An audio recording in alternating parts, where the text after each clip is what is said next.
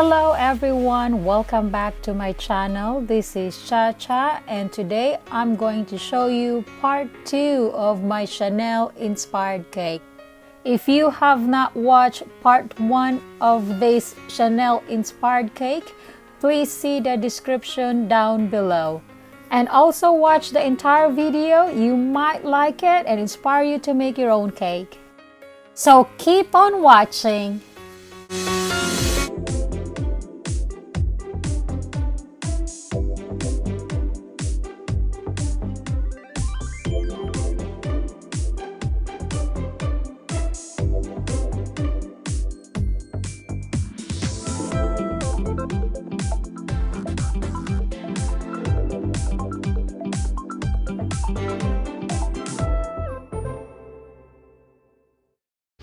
So this is where we stop on our first video, part 1 Chanel inspired cake, and we already chilled this for 10 minutes, so now it is time to decorate. So I have here pink fondant. I already colored this. The celebrant chooses this color, so here you go. Please watch the whole video on how I decorate my inspired Chanel cake. Basically, I'm just using fondant to decorate this. So guys, watch the whole video and enjoy!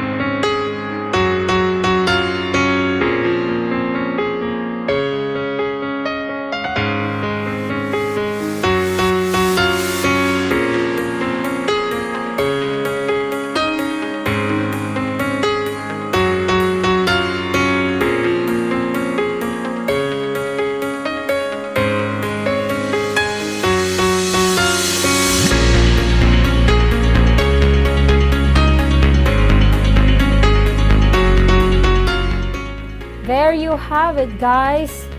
This is our Chanel inspired cake. I hope you enjoy this video, and please don't forget to like, share, and subscribe to my channel. Thank you for watching.